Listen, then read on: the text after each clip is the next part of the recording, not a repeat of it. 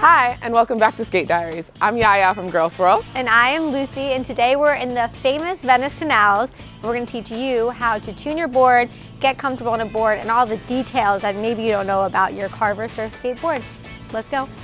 So I know for new skaters, a lot of times they don't know too much about boards, so we get a lot of questions. What's the difference between a surf skateboard and a regular skateboard? Good question. It's actually our top question we get. So the biggest difference between a surf skate and a regular board are the trucks. So these are trucks. They're actually different from each other, which is completely opposite from a regular skateboard, which gives you this feeling of surfing the cement, which is why we're addicted to it. So when you're choosing a board, whether you get it online or you go to a board shop, you're gonna wanna know the lingo. You're gonna wanna know what you want so that you can pick it.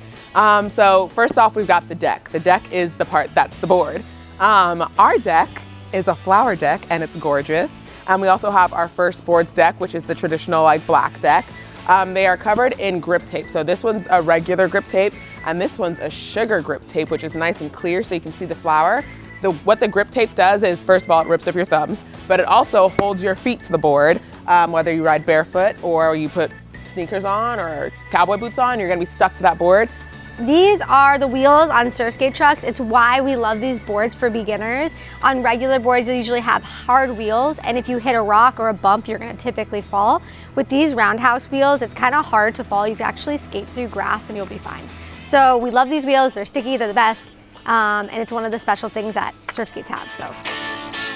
So one thing that I didn't know was that you can actually adjust the trucks on your board. But also adjusting the trucks on your board has a huge impact on the way that you skate. So we are gonna show you how to adjust your board using a skate tool. You can get it pretty much anywhere, and we are gonna focus on the kingpin. Before you go, you can get too loose, so don't get crazy. You do need to keep one thread on the lug nut or else you're gonna have a good time. Yeah. Don't get crazy, don't get too loose, keep one thread on the lug nut. So we're gonna take our skate tool and we're gonna start by loosening our trucks big time. This is gonna be a really flowy feeling. It's gonna take almost no effort to carve and move the board. Some people like this. Beginners tend to like it a little tighter, but I love when it's flowy like this. So you'll see, it's really easy to move the board. That's because our trucks are so loose.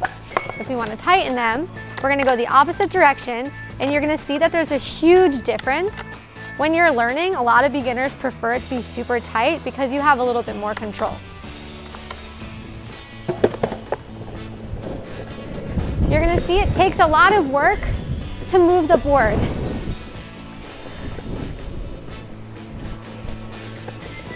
You need to test and just do this yourself to see how you want the board set up. It's a total preference thing, but now you know how to do it. You also can tighten and loosen your back trucks. So this will also change the way your board feels. So it's all just to experiment, have fun, and figure out what feels best and safest for you. Now you know all of the skate lingo, you know how to choose a board, tighten your trucks, and you pretty much will sound like an expert. So it's your time to get on a board. Thank you so much for tuning in to Skate Diaries. Get out there and skate.